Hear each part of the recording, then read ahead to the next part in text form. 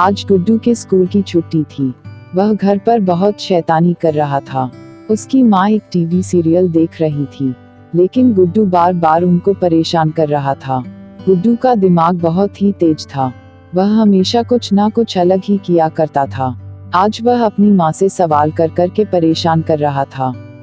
उसकी माँ बड़े ध्यान से सीरियल देख रही थी, लेकिन गुड्डू के बार बार सवाल पूछने पर वह परेशान हो रही थी। गुड्डू की माँ ने सोचा इसको कैसे बिजी करूं। तभी पास रखे एक पेपर पर उनकी नजर गई। पेपर में एक नक्शा बना हुआ था।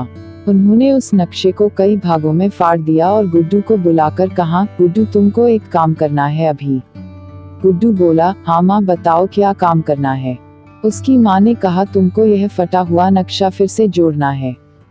क्या तुम यह कर पाओगे? गुड्डू बोला, हाँ माँ मैं कर लूंगा।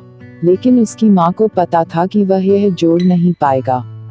इसी बहाने वह बिजी रहेगा और मैं आराम से सीरियल देख पाऊंगी। उसकी माँ फिर से सीरियल देखने लगी। गुड्डू भी अपने काम में लग गया। लेकिन 10 मिनट बाद गुड्डू फिर आ गया और बोला, देखो मैंने नक्शा जोड़ दिया है। उसकी माँ ने पूछा, सही से जोड़ा है ना? गुड्डू बोला, हाँ माँ सही है, आप देख लो। उसकी माँ ने देखा नक्शा एकदम सही से जोड़ा हुआ था।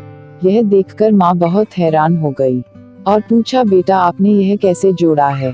गुड्डू बोला, माँ जो नक्शा आपने दिया था उसके ठीक पीछे एक कार्टून छपा हुआ था।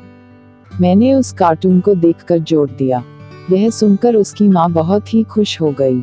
वह समझ गई कि उसका बेटा बहुत ही चालाक है। इसी तरह हम लोग अपनी जिंदगी में बहुत ऐसे काम होते हैं जो बहुत आसानी से हो जाते हैं, मगर हम लोग उस पर ध्यान नहीं देते।